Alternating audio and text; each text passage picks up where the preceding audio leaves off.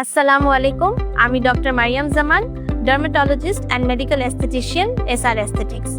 চলুন আজকে আমরা বুঝি মেলাজমা কি, কেন হয় এবং কিভাবে আমরা প্রতিরোধ করব। মেলাজমা কি? ত্বকের নিচে অতিরিক্ত মেলানোসাইট জমে যাওয়ার কারণে যে কালো ছোপ ছোপ দাগ দেখা যায় বা বাদামি রঙের দাগ দেখা যায়, সেটাকে আমরা মেলাজমা বলে থাকি। মেলাজমা সাধারণত গালে, কপালে, নাকে অথবা ঠোঁটের উপরে দেখা যায়। বেশ কিছু কারণে মেলাজমা বা মেস্তা হতে পারে, যেমন প্রেগন্যান্সি অথবা হরমোনাল ইমব্যালেন্স, সূর্যের আলো, জেনেটিক হিস্ট্রি, ভুল কসমেটিক্স বা স্কিন কেয়ার প্রোডাক্ট ব্যবহার করা যার কারণে স্কিনের রিয়াকশন হতে পারে, কিছু মেডিকেশনসের কারণে, ঘুমের অভাব বা স্ট্রেসের কারণে।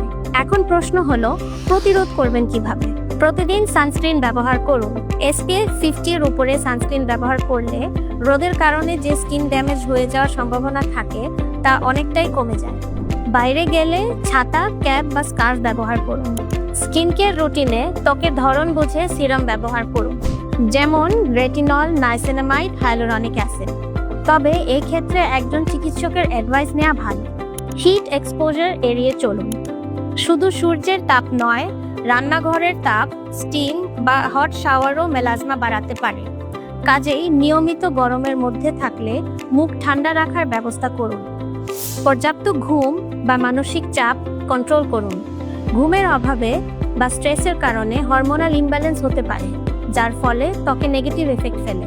7 থেকে 8 ঘন্টা ঘুম এবং হেলদি লাইফস্টাইল মেলাজমা প্রতিরোধে সাহায্য করে।